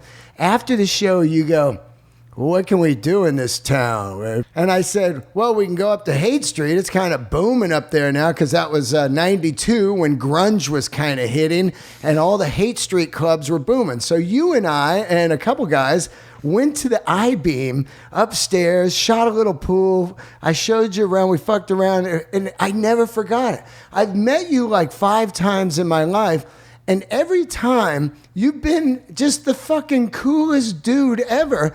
Top 3 rock stars I've ever met. And so I always laugh when somebody tries to give grief. I'm like, you're out of your fucking mind. This guy's one of the greatest, coolest guys I've ever met. It's awesome. It's the luck of the draw. Yeah, You're in America, you could have been born in Thailand. Totally. Or Africa or someplace. Yeah. And the other thing is, life is what you make it. And you still can't count on luck and hard work. You can work your ass off, you can be lucky and stuff, and still not get to where you want to You're get right. to, because the vast majority don't and won't. Yep, you're right. So whether it's counting your blessings if you're religious, or whether or not, the only thing there is, you're above ground and then you're not. That's all there is. Yeah. It's not romantic, but we're all going to get our turn. Let's talk a little bit about these videos that came out recently, these Kurt Gooch ones that he had, and then he sold them, and he kind of burned people. And all of a sudden, some of the most incredible Kiss footage was all over YouTube the last 3 weeks.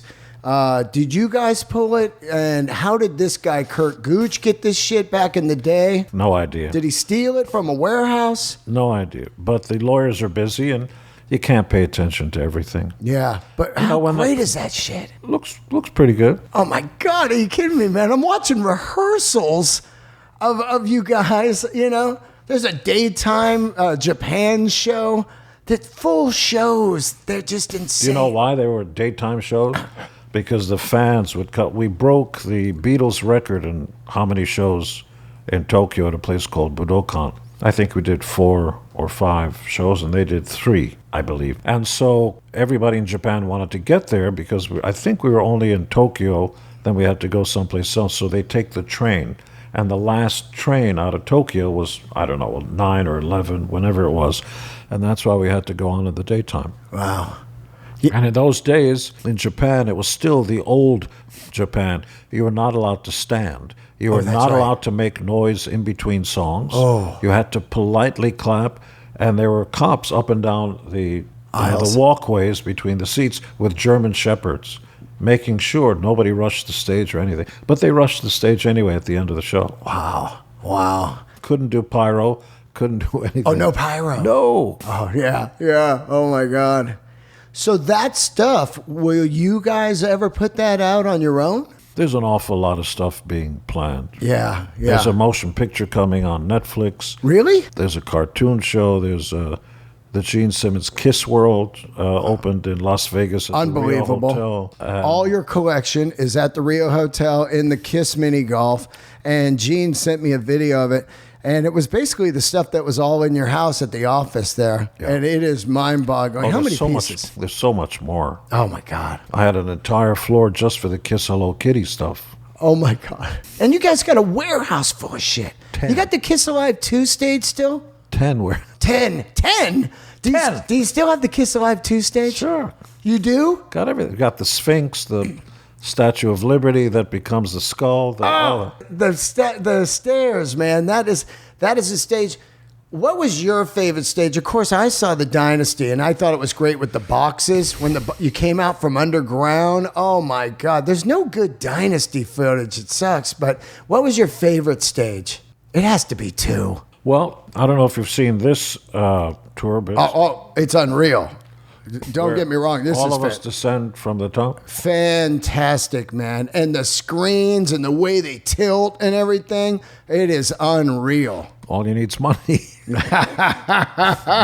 Nothing's cheap. Last show. Is it going to be Central Park? I don't know. We don't know if it's New York. You could have good reasons why it should be. But the important thing is when it's the last show, it'll be the last show. KISS, the touring band, will stop, but the touring band, KISS will continue in other ways. Right. I have no problems with 4 deserving 20-year-olds sticking the makeup back on and hiding their identity. Mark Burnett and I shopped KISS The Next Generation, which was going to be a competition show to find out who's worthy to wear the crown, kind of a thing. Well, that's cool. That's going to be on TV? We did not sell it. Damn. Timing's everything. Right. And that was after I did a show for Mark called Jingles. That was for CBS. We did a full season, but it was not aired. People Damn. don't know that quite a number of shows they do full seasons, and not all of them make it on the air. Of course. So, and I was offered Shark Tank first. Wow. Yeah. Wow. By Burnett. So KISS will continue in ways that even I haven't thought of, but I can conceive of, the Blue Man Group and Phantom of the Opera tours around the world with different personnel. Of course. There could and should be a KISS show, kind of live on stage with effects and everything else, but also semi-autobiographical thing about four knuckleheads off the streets of New York that ends with the last third as a full-blown celebration of... Oh, like a Broadway play. That'd be cool. Tells the story of these guys that get together in New York, and then the last act would be you get to see the show. Full-on performance, yeah. Yeah. Not with us, although not a problem stepping in every once in a while. I have one last question, and I wanted to ask it earlier, but I forgot. When you approach Van Halen, which, by the way, EZO, great band, you have always been somebody that has championed new music, and your music taste is incredible. I read somewhere that For Those About to Rock was one of your favorite records, and that is a masterpiece.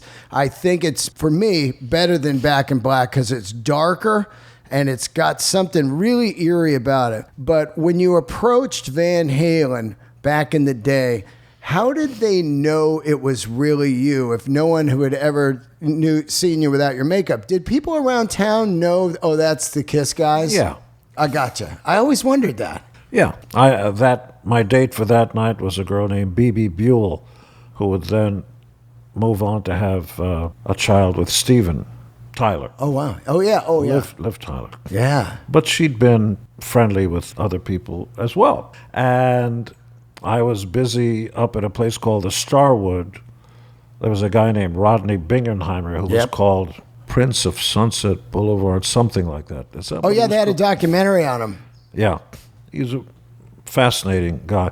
But he likewise championed English music, the Sweet. If it wasn't for him, you wouldn't have heard Sweet. All the early stuff. Bowie became more acceptable in America. The Sweet, even though they had hit records, Little Willie, which I was never really fond of, but you can't criticize Ballroom Blitz. You can't. Without that, you wouldn't have Kickstart My Heart. Without that, the Sweet, so underrated. And so anyways, any English band that came into L.A., he would be the host. So he called and said, hey, you want to go see some band? There's a group called The Boys with a good guitar player named... George Lynch? George Lynch. Right. I was going to say George Plimpton. George Lynch. Boys spelled with a Z. I said, sure. There are 3 bands on the bill, and I think there's second belt. Sure, I'll go. And I was there upstairs because they put all the VIP assholes upstairs so everybody can look and point. And I was busy with, can I have your autograph? Bro. Of course, in those days, nobody said bro. Yeah. Nobody said that. But people knew it was you. Yeah. That's crazy. Okay. So they came up, and I was trying to be nice. And then all of a sudden, I heard like... but symphonic and melodic, not just noise. Right. Where you could hear the melody and be able to hum it back instead of Yngwie nonsense. Good luck to him too. Good luck to anybody. But nobody walks down the street humming Yngwie solos versus Van Halen solos. The great solos you can hum. They're in your brain. Yeah, because he spent time figuring the musicality of it. And I just pushed everybody aside, and I went to the front, and there was hardly anybody on stage. There was a shirtless guy who looked like Jim Dandy from Black Oak doing crazy stuff. Yeah. And you got a bass player pounding away, really good stuff. I can play a little bit. This guy was doing good stuff, great runs, but he's got to fill up the musicality because the guitar player's not playing chords. He's every once in a while, and he's typing away on the neck. I've never heard or saw anything like that. And so by the third song, I'm waiting backstage. And I've told this story many times before. They came back and, hey, man, Gene, how are you? Hey, guys, I want to offer my services. I don't know what you're doing and everything. Well, that guy over there, we're about to sign with him. I'm going, oh, well, I wish you luck and everything. What does he do? He said, well, he's a yogurt manufacturer. He's a yogurt manufacturer? Why are you going to sign with him? He goes, well, he's going to invest in us. I said, no, you don't understand how it works. If you make $100, you might see $10 maybe as your profit margin. That's pre-tax. Yeah. If you're really good, you'll be able to see $20. Then after tax, you'll make $10, and then you've got to split it among the 4 guys, not to mention the manager who's going to take 10, 15, 20%. Are you out of your mind? You're going to give this guy the yogurt because man. he gives you money. You don't understand how the business works. I'll sign to me.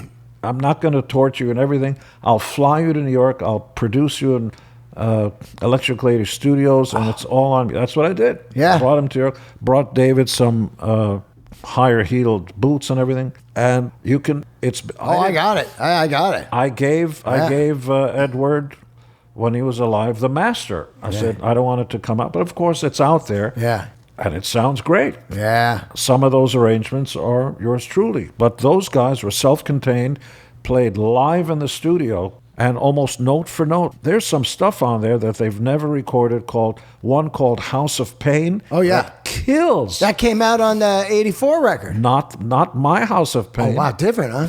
Would you mind? Van Halen, House of Pain demo. You've never heard a Van Halen song like this. Okay.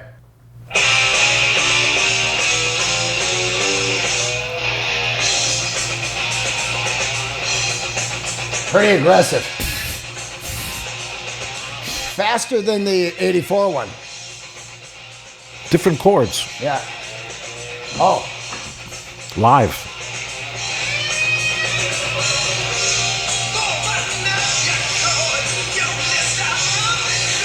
Wow. Just wait. There's a full moon out. Watch this. Whoa.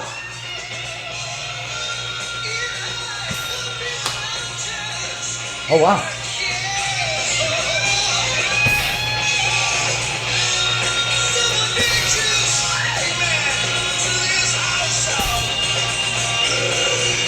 Whoa.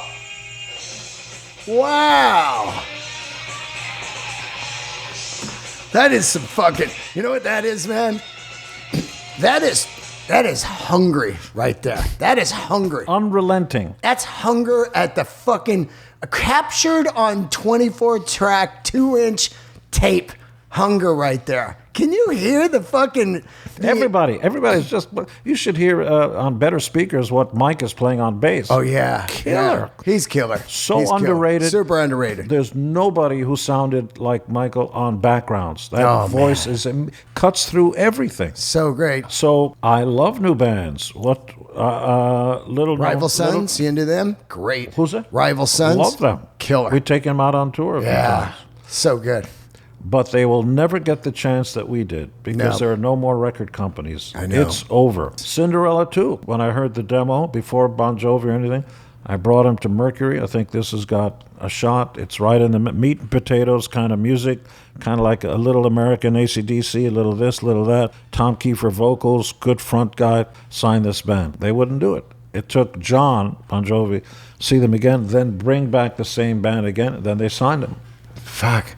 What streaming platform do you think is the hate all that. I fairest? think it's such a waste of time. Yeah. It's the death. The soul has been taken out of it. But I'm saying, as far as like fair to the artist, what one do you think is the fairest? Live. Live, of course. Buy the ticket. I get it. Fuck the technology. Because my daughter, by the way, is huge in the Spotify world. She's written with and for Rick Ross, Dead Mouse, a lot of the EDM, sort of artists and pop artists. They'll never get the chance I did. Yeah. Because you can download something for, 4/100ths of 1 penny. So if you download something for a billion downloads, you might make a few $1,000s. Unbelievable.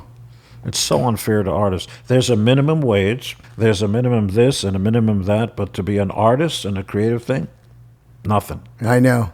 I know. It's brutal. It's because legislators don't understand the nature of streaming and downloading. Once upon a time, you had to put down $10 or whatever that amount was for an album. And you got art and the music, and I'd read the lyric sheets. It was an art form.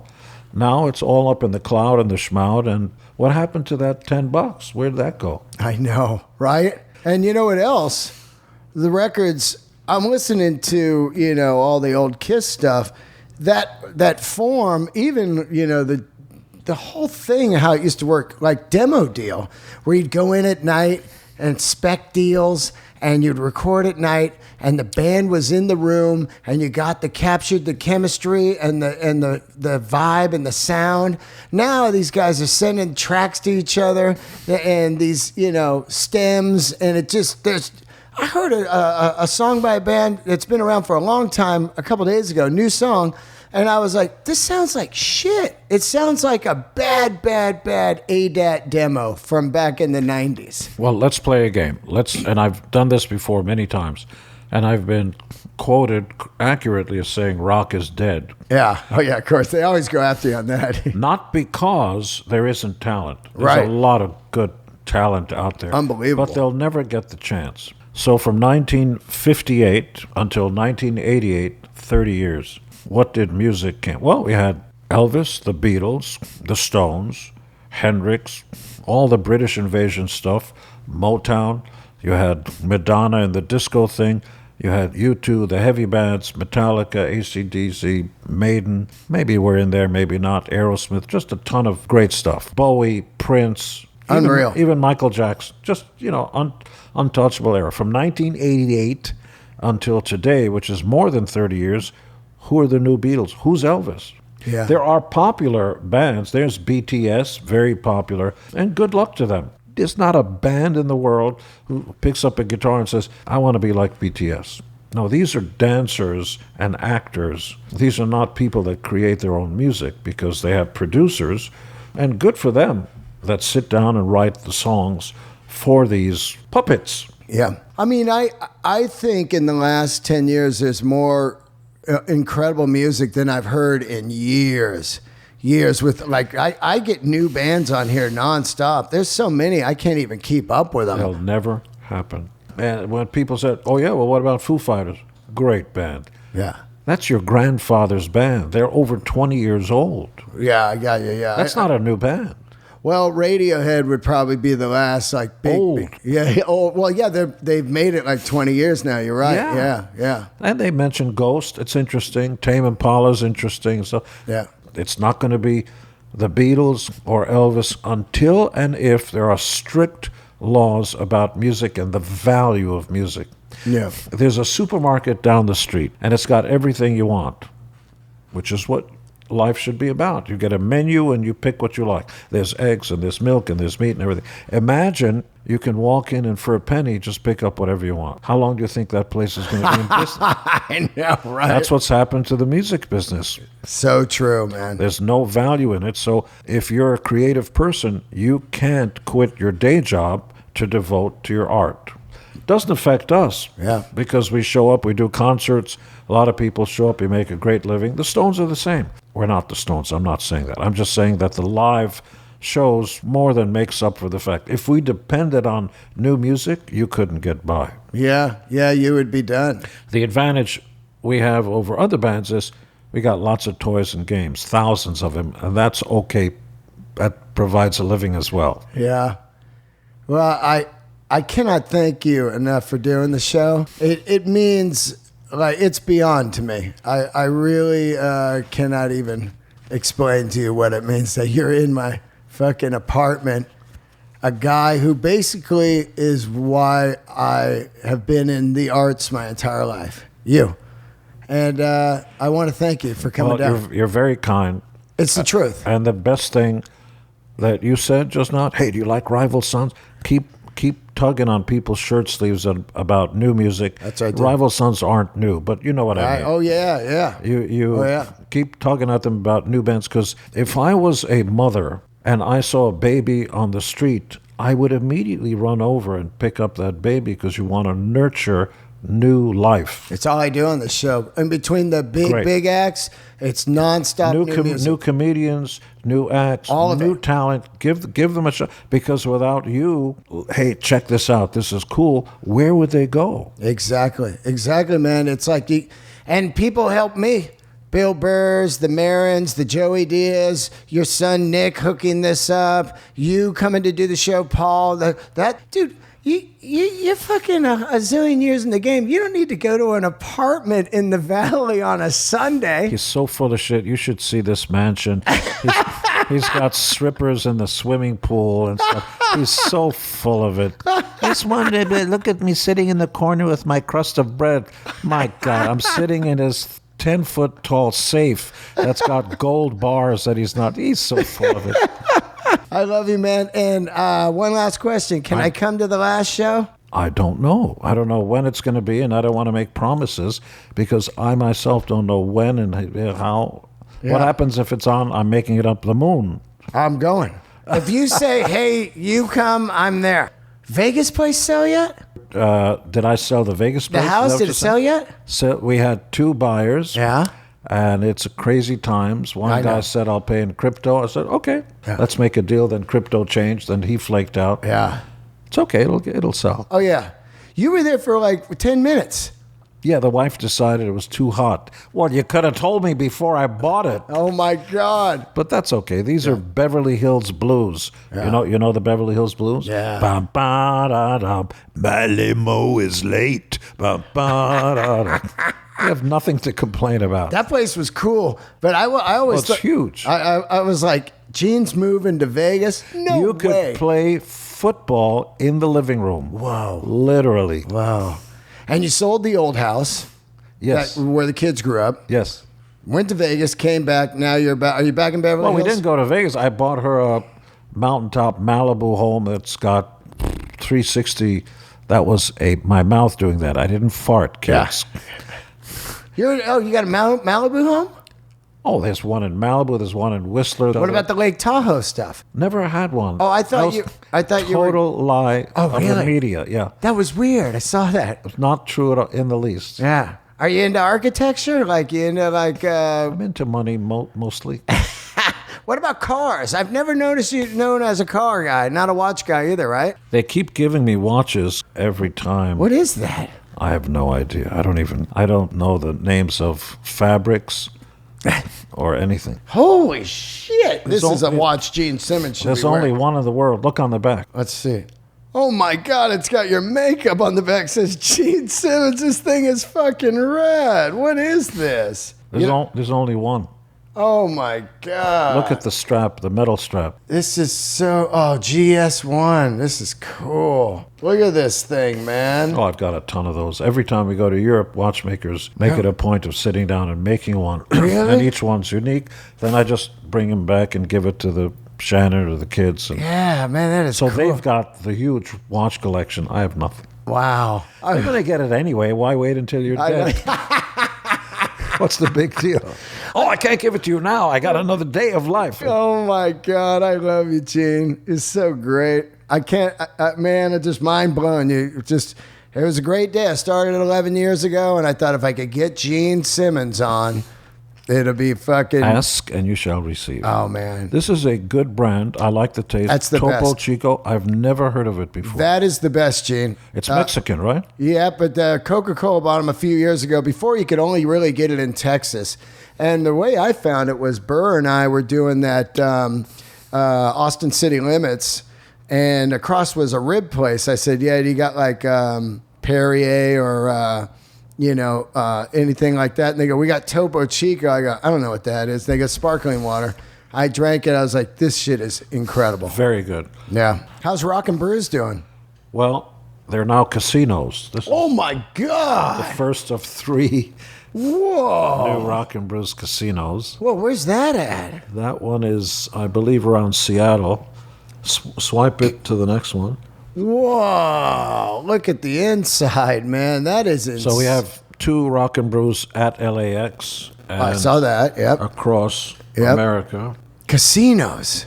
Yeah. Wait, you didn't give me the. You didn't give me the favorite Kiss stage and favorite Kiss record. Oh my God, that stage. It's just so fucking good. This is just insane. When you first saw this, like they were drawing it up and stuff, and then you went to rehearse on it, where you just It like... wasn't drawn up. There was we went to a warehouse, and the production folks put together this kind of silhouette thing with a white, so you'd see our silhouettes, and I said, nope, next. We need to descend from the heavens like the gods that we are. And we already had the pods that were individually moving. I said, why can't we...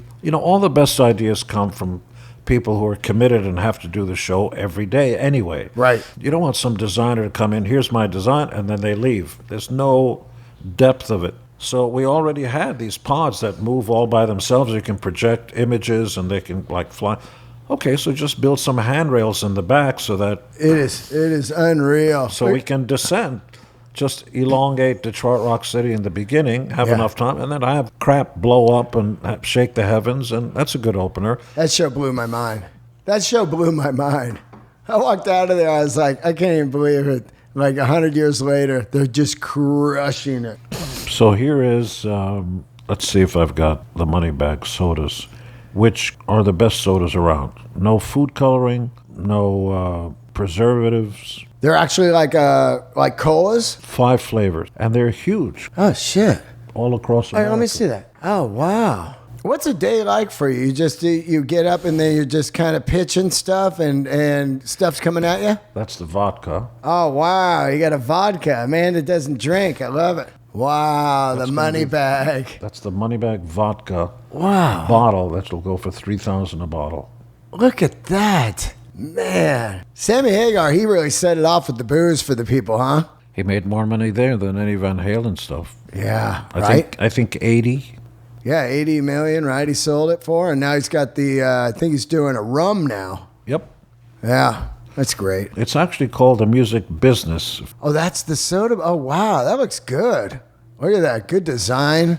No big words all over.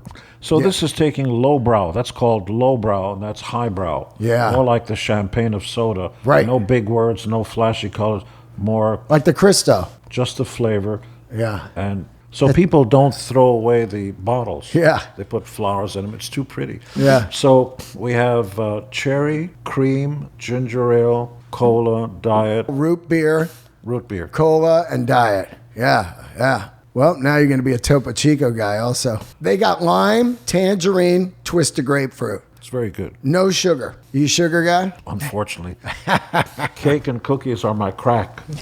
Okay, you're off to Australia. Then where does the tour go after that? We're adding another 100 cities. Okay, and America? Yes. Okay. America again.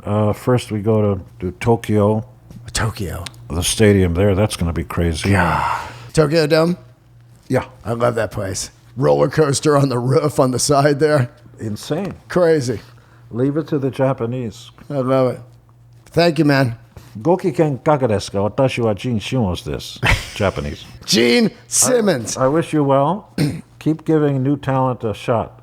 And come see some more comedy, will you? Got to be careful, because room full of... I know. Yeah. Yeah, but... Which is why I looked like I was holding up a 7-Eleven with a mask on. You look like old school Gene Simmons, 1977. Cream magazine, sneaking photos of you. They did. I wish you well. Thank you.